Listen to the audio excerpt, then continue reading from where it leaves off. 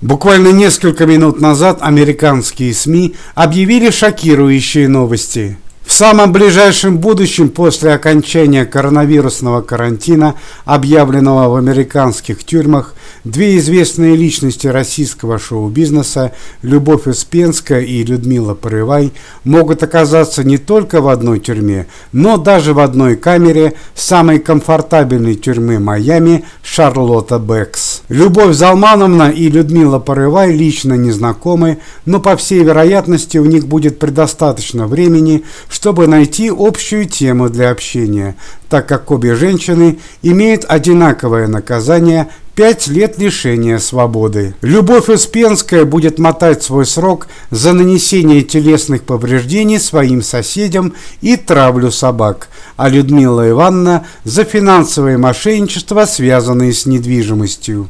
Любовь Залмановна до последнего пыталась избежать тюремного заключения и просила психиатрической экспертизы, однако американские медики признали ее вменяемой и не сделали поблажки известной певице.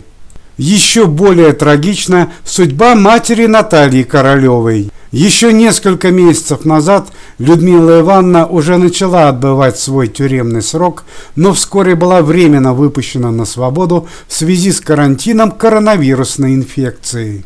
Однако за время нахождения на свободе мама Королевой успела найти новые приключения, и теперь ее тюремный срок может быть увеличен на 1 год.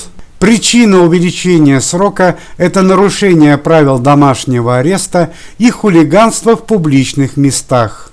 Напомним, что несколько недель назад Людмила Порывай была задержана полицией за публичное оскорбление своего зятя Сергея Тарзана в одном из московских ресторанов.